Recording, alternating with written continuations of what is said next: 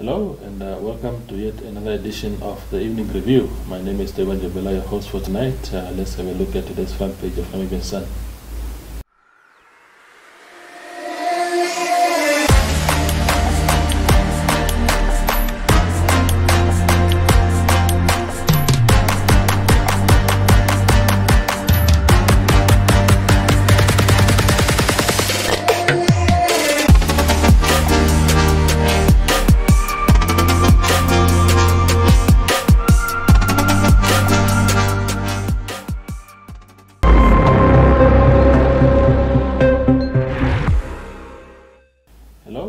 Welcome to yet another edition of the Evening Review. My name is Devan Jabela, your host for tonight. Let's have a look at today's front page of Namibian Sun.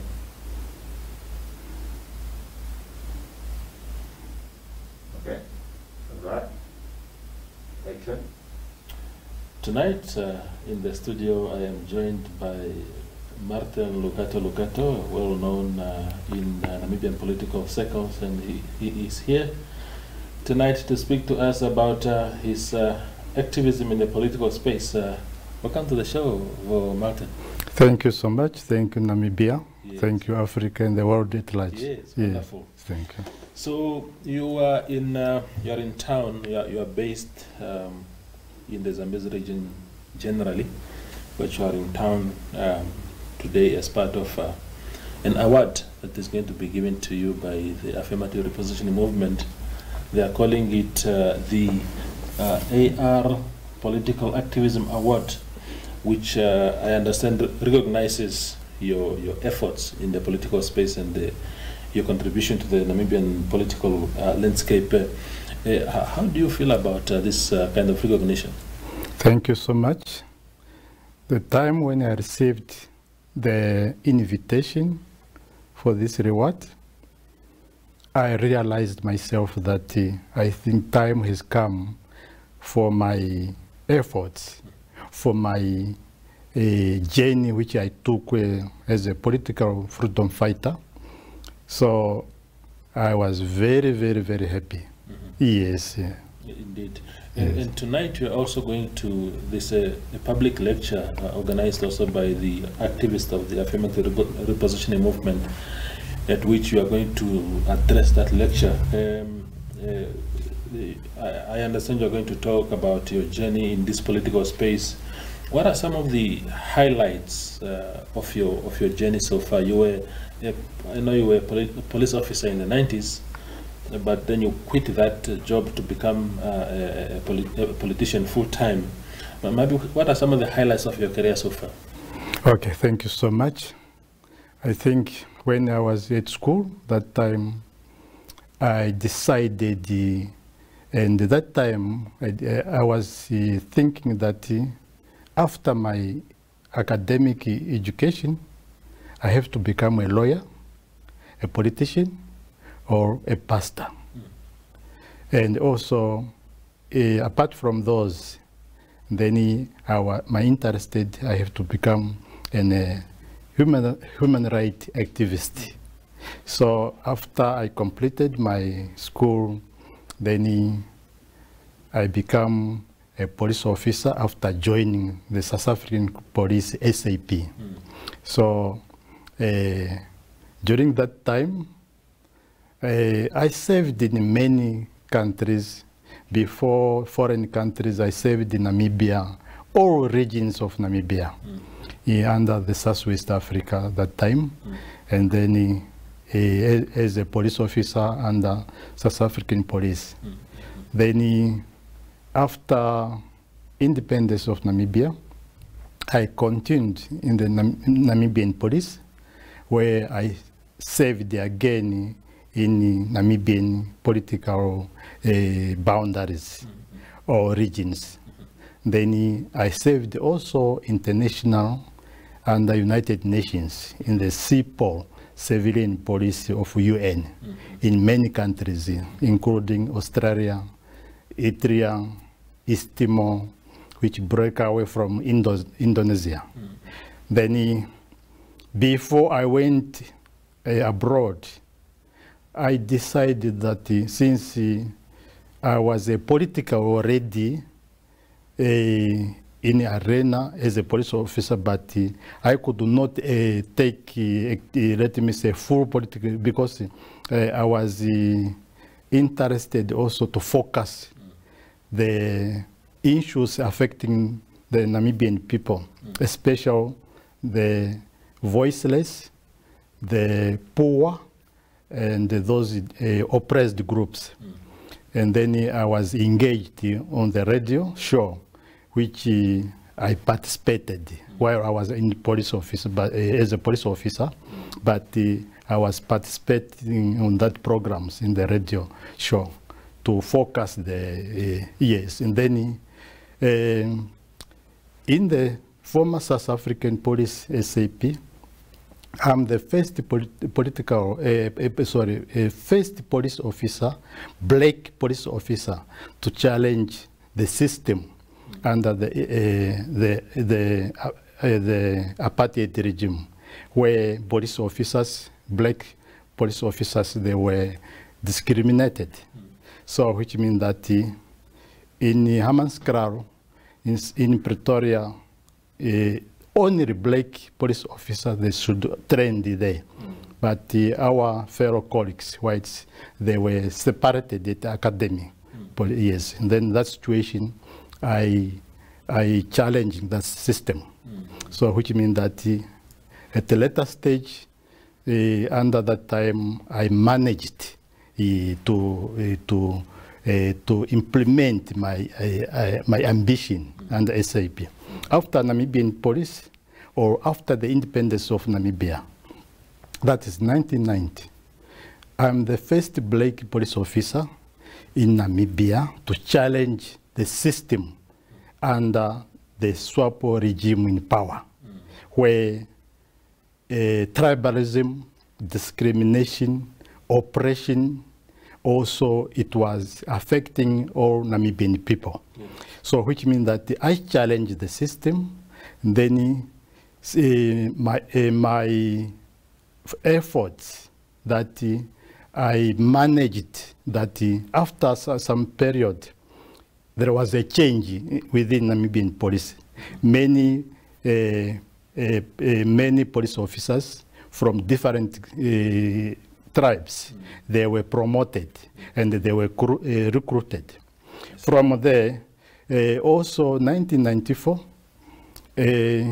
I took part in the Brian Orin Commission for the more combat of crime. So I participated.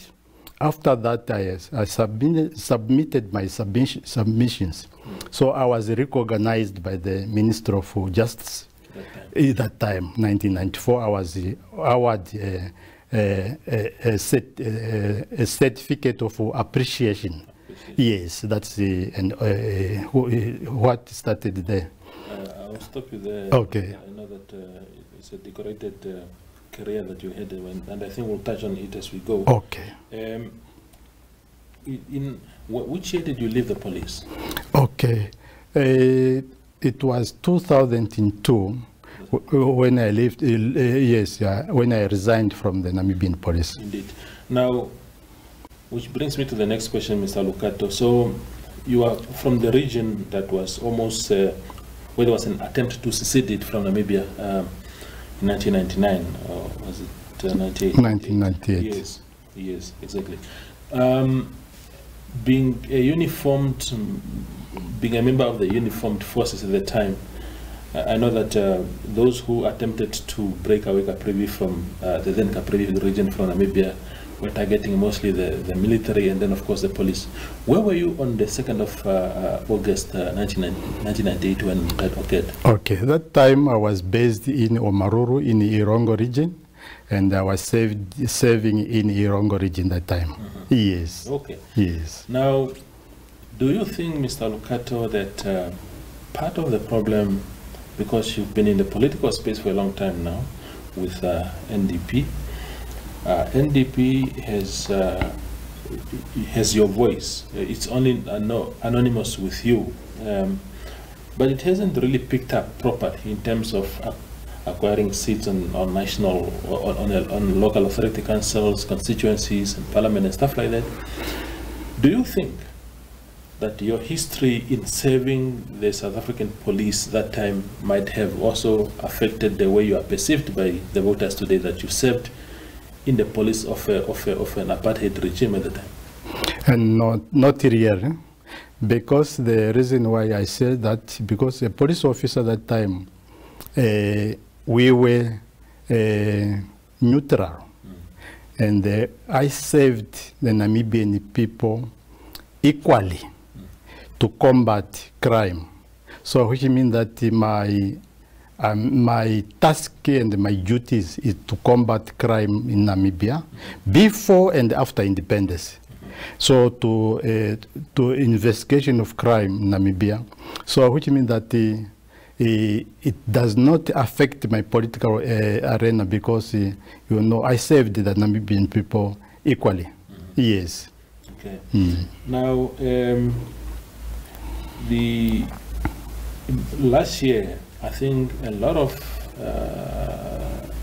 Namibians expected NDP to do well in the 2019 election for a number of reasons. I think it was a completely different year politically. People were very liberal in how they chose political parties. And I personally saw a lot of comments, especially on social media, people saying, for me this year is Mr. Lukato that I'm going to vote, and his party. The results came out, you still did not make it to parliament. What is holding back your party? Thank you so much. I think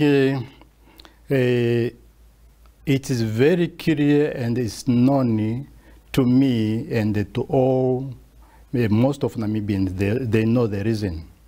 Number one, NDP, since the formation of the NDP, 2003, 9 February 2003, you know, our focus for the people of Namibia is being distributed, and our voice, both country inside and abroad, our voice, it was already there. And the only thing is that the ECN is not a neutral body. It's a SWAPO electoral commission. And the time when we registered the NDP, they even attempted several times to block us not to register the party. So, which means that that's the first point there. Second point is that the electoral commissioners, the commissioners are being appointed by the ruling party president. So, which means that those commissioners, they are members of the ruling party SWAPO. So, which means that they decided that NDP should not be allowed to obtain a seat, even a single seat. The first elections, that was 2004, we were ready to challenge or to contest the elections, but unfortunately they delayed our license. They issued our certificate at the last minute, at the deadline, at 11 o'clock. So we could not take part. Then we only took part in the elections to contest, that was 2009, the first elections to contest. On that time, we were supposed to obtain more than 10 seats. Then they rigged elections. They stole our votes. So to prevent, especially me, not to enter the parliament, because, you know, I'm not in the parliament. I'm a servant of the people, advocating issues affecting Namibian people. So, which means that there is a pressure from them that if Lukato will be inside the parliament, it will be a very big problem. So which means that as a result, that if he's outside, what more is inside, it will be a very big problem. So they blocked us, stolen our votes. Yes. Then the elections of 2014 also, we were supposed to obtain 15 seats according to the campaigning and the votes, because all people of Namibia, most of them, after the results when it come out, they said, no, what happened from our votes? We didn't voted for this A and B party. We voted for NDP. What happened to our votes? So me and the other Namibian people, we detected that our votes were stolen. So they were rigged elections. Yes. Well, what keeps you still in politics, Mr. Lukato, at your advanced age? You've been trying since 2009, if you like. It's been 11 years without a seat on council, without a seat in parliament. What keeps you still interested in the political game? God, thank you so much. It was as a commander, that time as a police officer, and also for the information of Namibian, I also underwent military training. Apart from that, as a servant of the people, I am an independent, let me say, independent politician without getting anything. I work for the people 24 hours because the issues of the Namibian people which are affecting them, the issue for those burning issues which are affecting all regions of this country. I decided that the long way to go, politics, is that I didn't want myself to benefit from whatever. Yeah. My ambition is that when I die, I have to die for the people. In other words, I'm fighting for the people, especially those who have been affected in Namibia. So, which means that myself is that until I achieve my goal is to free myself from those dictatorship rule. I have to free all those Namibians, those who have been oppressed by the regime in power. So which means that that's why you see that my political struggle journey continue. Yes. So which means that it's not yet achieved. Yeah. It's a long way to go. Yes, a long way to go. Yeah. Yes. And that is exactly why AR, I suppose, is awarding you to say that despite these political defeats, if you like, that you are a man of conviction, you still want to keep fighting for your constituency, and that sense of bravery, I suppose, is why you are getting awarded. But does NDP exist really, or is just on paper now at ECN? Is it a political party with, of course, you are here, you are the president of the party, you have Ms. Ndopu that you came with today, she's one of the vice presidents of the party. But does NDP really exist in real life or just on paper? Okay, thank you so much. Any political party which has been registered with ECN, it's in existence. Yeah. That's number one. And you know, the NDP does not have resources so far.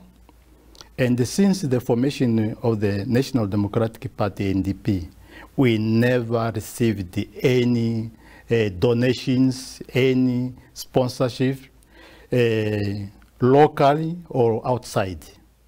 So now, our people, especially, you know, if you have 2 million and 2.8 million, 2.8 million people, population of Namibia. Only maybe I can say a quarter of that population, they are wealthy. The rest, they are poor people. They live in poverty. If Namibia, before independence, Namibians, they were poor. And after the independence of Namibia, they have become poorer. So our people on the ground, those who are poor, they don't have access for the let me say, for the resources. Yeah. So it is difficult for them to carry out, let me say, NDP missions. People, they will see that maybe it's one man, one voice. It's not so. All 14 regions of this country, now we have support. We have people who are registered officially in NDP ticket. And also, for your information, for the information of Namibia, also that, you know, I can say compare NDP with the modern Moses. You know, Moses, when he was sent by the Lord to go and free the Israel from Egypt, he was alone there. Only the angels were there. But the people, they were with him. But when he freed those Israel, he was alone with a mandate with the Lord. Yes. So I compare myself with Moses, because myself, I'm leading the people, but me, I don't call myself that I'm a honorable, I am imported people in Namibia. No, I am just like anyone, where no one is above someone. So I'm a servant of the people. So people have sent me, yes, so that I can fight for them. Yes. So that's why you see that as soon, if God one day, He's going to reward the NDP with resources. You will see how those poor Namibians, those who are registered with the NDP, that they are going to do their job. Yes. Indeed. Yes. The last question on the party before we move on to the next subject briefly is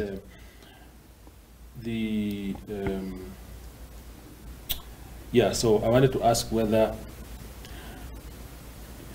it ever crosses your mind that one day you can just be a mentor in the NDP. Maybe you are the honorary president of some sort.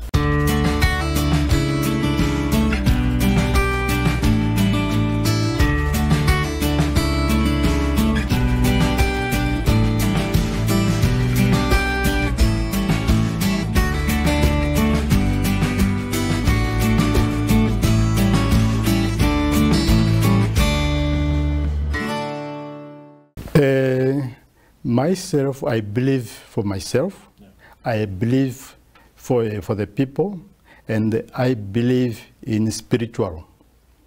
I'm not going to remain as a politician until Amen. No. And I'm not going to remain as an NDP president until Amen. My ambition, when I'm going to do my work, before I retire from the politics, I have to get someone who is going to step in my on my feet, who is going to follow what I did, and I'm going to live to that. I'm going to identify that person, that the NDP is going to carry on. Whether I'm going to die or that time I'm die or I'm going to retire, it should continue to be exist in Namibia. But I'm not going to leave politics or to hand the leadership of the NDP to someone whom is not yet identified. So it's as I have already mentioned, it's a matter of a volunteer. I'm a volunteer politician. That's why NDP is in existence. Yes, from 2003, without getting anything, you know. Politics in Namibia, Africa, and the world is not an easy thing. It's a dirty thing, because others, you'll get that they become chameleons. Today is A party, tomorrow is D party, after tomorrow. Me, I don't do that myself. I'll remain as an NDP member, and I'll die in NDP. Indeed. Yes. The final question, Mr. Lukato, in the interest of time, is you've been talking about wanting to serve Namibia, identifying your party as a Namibian political party. You hail from Zambezi region, which remains a hot potato in the political discourse. There are people in your region who do not identify themselves as Namibians. What is your view on the issue of Caprivi, as it used to be called? Thank you. I think the issue of Caprivi is so sensitive, and the issue of Caprivi, it was made by two organizations. That was between SWAPO and the CANU. And the leaders, those who signed the major agreement, it was brother Sem Nayoma and the brother Mishake Muyongo. Those two brothers of us, they signed a major in Lusaka, 1964. A point of correction, 1964 in Lusaka. So, which means that I think their major agreement, I don't know whether it has been working or it was not. That's why the issue of Caprivi now is not yet resolved. Yes. Me, myself, I believe that unless the two parties, political parties, they come around the table. If me, I could be the president of this country, Namibia, I could invite His Excellency, the former President Sem Nayoma, His Excellency Mishake Muyongo, the freedom fighter who is in exile, to come around the table to resolve the political situation in Caprivi. Because if at the first they came around the table in 1964, why are they now failing to come around the table to resolve the issue? But that is why I want to also stop you a bit. Sorry for interrupting you, Mr. Lukato, but Caprivi is bigger than Sem Nayoma and Mishake Muyongo. Even if you put them together, Caprivi is for the people. It's not for these two men. Definitely. What is the feeling of, as a matter of fact, do you even have to get consent from them? They are no longer in power. Sem Nayoma has no power today to even negotiate on behalf of the people in Caprivi. Mr. Muyongo is only a resident of Zambezi. He doesn't hold any power to represent anyone there. So they can't speak on behalf of the masses. So what should be the way forward? What is ideal to resolve this matter once and for all? Okay. Is it to cut it off Namibia, or to say, guys, we are Namibians, let's forge ahead as a country? Okay, thank you so much. Me, myself, as I served in the United Nations, I'm having experience politically. both local and internationally. So the world body, UN guidance, the treaties are well known countrywide or in the world. For me, the issue of Caprivi is only to give chance for those people referendum. Because a referendum, it would decide whether to continue with, to be part and parcel of Namibia, or to be independent or autonomy. Yes, fully autonomy. So the people of Caprivi, they have to decide themselves through a peaceful referendum. Yes, because if there is no peaceful referendum, there is no resolution. Yes, there is no solution for that. Only referendum can resolve the issue of political issue in Caprivi. Indeed. Definitely. There is no other things. No other Yes. And also apart from that, that's why, you know, myself, you know, there is an issue of the southern border of Angola. You see, our people, our brothers, our parents, some of them, they want to know where they come from. In Angola, the boundary is through, they claim that, no, this boundary is through, not yet. We are from that side. The boundary should be shifted back into Angola. So what's going to happen there? Only a referendum can resolve that issue. Yes. Indeed. Yes. Mr. Lukato, thank you very much for coming to the show. Okay, you are welcome. We always value your views, and having made time to come all the way to come and sit to and then talk to your people, as a matter of fact. So we are grateful. Hey, thank you so much. Yes. Thank you so much. No. Yeah, that is Mr. Lukato Lukato, Martin Lukato Lukato, who is the president of NDP, a political party in Namibia, and calls himself the modern Moses, given the biblical journey of that man who freed the Israelites from Egypt.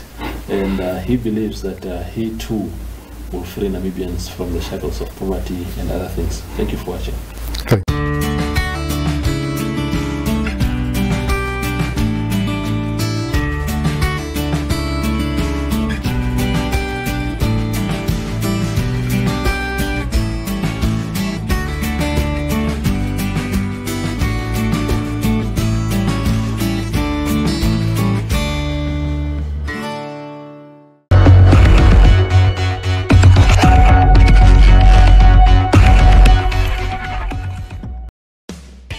Paint Namibia a new color with our top quality Neo-Dur PVA paint.